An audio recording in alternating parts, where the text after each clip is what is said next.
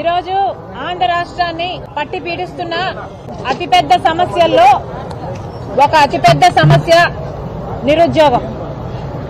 లక్షల మంది యువత ఈరోజు ఉద్యోగాలు దొరక్క చదువుకున్న చదువుకి చేస్తున్న పనికి అసలు సంబంధమే లేకుండా చిన్న చిన్న ఉద్యోగాలు అంటే 10,000, 12,000 రూపాయలకు చిన్న చిన్న ఉద్యోగాలు చేసుకుంటూ బతుకుతున్నారు.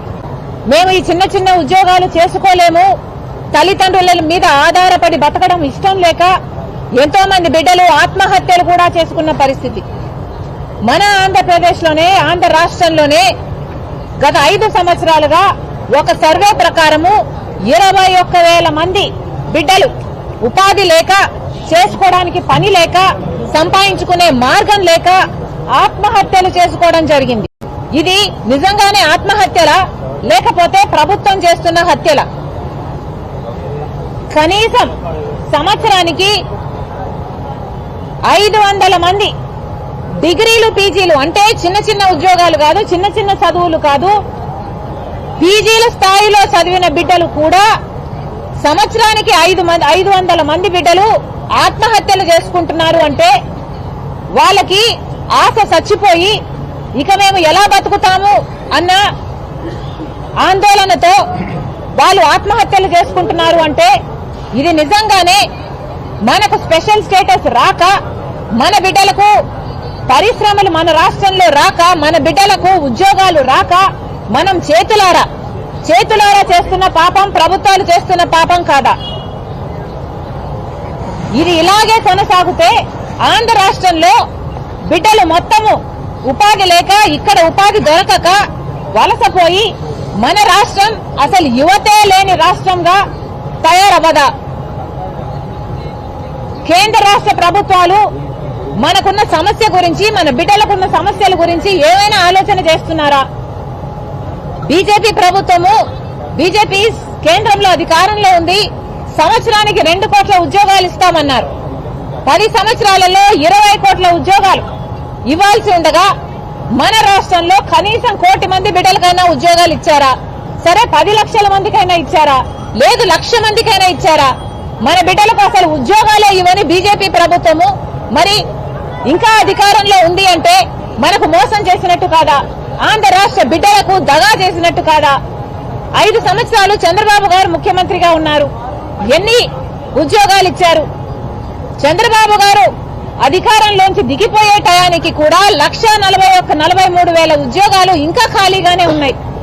భర్తీ చేయాల్సిన ప్రభుత్వ ఉద్యోగాలు కూడా చంద్రబాబు గారు 5 సంవత్సరాలు ముఖ్యమంత్రిగా ఉండి కూడా స్పెషల్ స్టేటస్ సాధించకపోగా, కొత్త పరిశ్రమలు సాధించకపోగా, అలా ఉద్యోగాలు కల్పించకపోగా ప్రభుత్వం తరపున విడుదల చేయాల్సిన ఉద్యోగాలు కూడా 1,43,000 ఉద్యోగాలను భర్తీ చేయకుండా పెండింగ్ లో పెట్టి చంద్రబాబు గారు అధికారంలో దిగిపోయారు. ఆ తర్వాత జగన్మోహన్ రెడ్డి గారు ముఖ్యమంత్రి అయ్యారు. జగనన్న గారు ముఖ్యమంత్రి అయినాక ఆ రోజు జగనన్న గారు చెప్పిన మాట, పాత ఉద్యోగాలు 1,43,000 ఉద్యోగాలు భర్తీ చేయాల్సి ఉంది. ఈ 5 సంవత్సరాలలో రిటైర్ అయిపోయిన వాళ్ళు, ఇంకా అవకాశం ఉన్న వాళ్ళు ఇంకొక 90,000 మంది ఉంటారు. అంటే మొత్తం 2,30,000 ఉద్యోగాలను మేము భర్తీ చేస్తాము అని అధికారంలోకి వచ్చాడు జగనన్న గారు. మరి అలా అధికారంలోకి వచ్చి ఈ రోజు 2,30,000 ఉద్యోగాలకు మీరు జాబ్ నోటిఫికేషన్స్ ఇవ్వాల్సి ఉండగా మీరు ఎన్ని జాబ్ నోటిఫికేషన్లు ఇచ్చారు? ఎంతమందికి ఉద్యోగాలు కల్పించారు? అసలు మెగా డిఎస్సి 23,000 ఉద్యోగాలు ఖాళీగా ఉంటే చంద్రబాబు గారు 7,000 ఉద్యోగాలే ఎందుకు భర్తీ చేస్తున్నారు? సిగ్గులేదా అని ఆ రోజు మీరు చంద్రబాబు గారిని అన్న మాటలు మీకు గుర్తులేవా?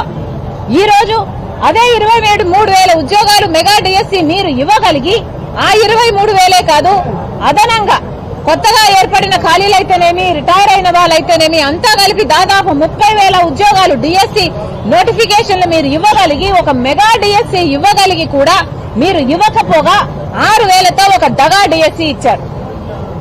మరి మీరు దగా ముఖ్యమంత్రి కారా?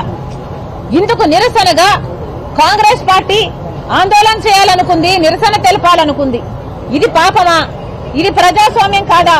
మాకు నిరసన తెలియజేసే హక్కు లేదా? గత 10 రోజులుగా మేము యూత్ కాంగ్రెస్ అయితేనేమి, NSUI అయితేనేమి వివిధ కార్యక్రమాలలో పాల్గొని నిరసన తెలియజేయాలనుకుంటే వాళ్ళని ఎక్కడికక్కడ హౌస్ అరెస్టులు చేశారు, వాళ్ళని ఎక్కడికక్కడ నియంత్రించారు.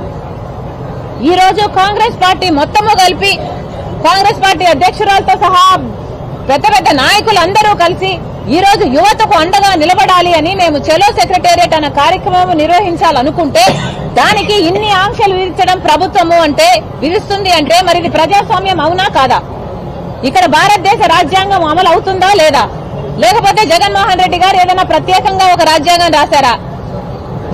జర్నలిస్టులు వాళ్ళకు వ్యతిరేకంగా రాయకూడదు, జర్నలిస్టులు వాళ్ళకు వ్యతిరేకంగా రాస్తే గొడ్డును బాధనట్టు బాధతాము, చిలక బాధతాము అని జగన్మోహన్ రెడ్డి గారి రాజ్యాంగం చెప్తుందా?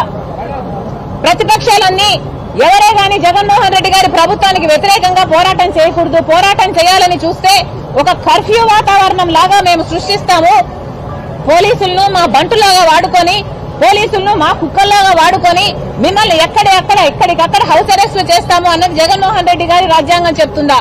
ఇది ఎక్కడి అన్యాయం అని అడుగుతున్నాం. వేల మంది కాంగ్రెస్ పార్టీ నాయకులైతేనేమి కార్యకర్తలైతేనేమి ఎక్కడికక్కడ హౌస్ అరెస్టులు చేయాల్సిన అవసరం ఏముంది?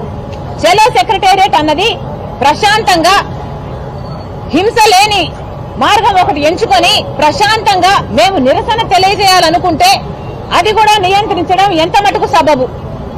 ప్రజాస్వామ్యంలో ప్రతిపక్షాలకు గాని జర్నలిస్టులకు గాని మాట్లాడే హక్కు లేదా?